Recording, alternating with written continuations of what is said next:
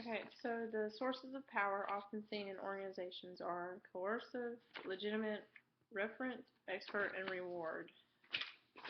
The first, coercive power, it's basically power where force is used and the person in charge gives a threat or punishment, and those who don't comply usually will receive punishment. Um, Legitimate power is where there is an understanding and respect is present, basically because of social and cultural norms. When the person's in power, then they know, okay, they just follow this person. There's no force used, and everyone just simply follows the standards of it. Referent power is when people are aiming to please a member, whether it's a higher position or I believe that it was a higher position, from my understanding, where they just try and do things to kind of get on their good side. Expert power is basically when a person has when they're more associated with knowledge and experience. You look to that person uh, as a person of power because of their experience and their education in that area.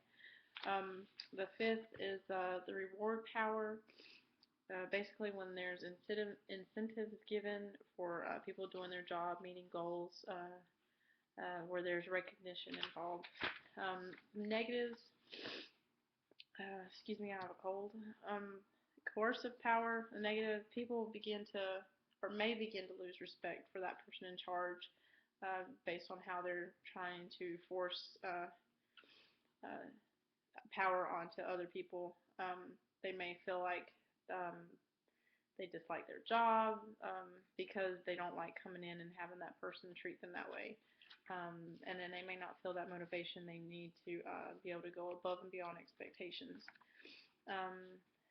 A negative with legitimate power. You feel like every day is basically the same. There's no real urgency to try to do something better. It just basically doing everything to the book.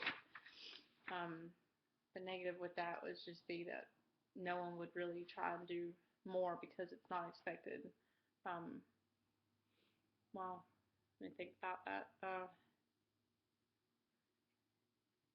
Not that it wouldn't be expected, it just everything is fine with them being to the book. With referent power, um, I guess favoritism is a negative with that. When you've got somebody trying to please the supervisor or the person in charge, they're more likely to show favoritism towards that person that's doing that.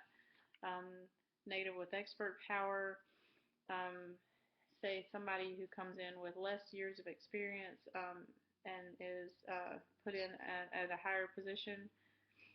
People who may have been there longer who did not receive that position may not look at that person as a person with power.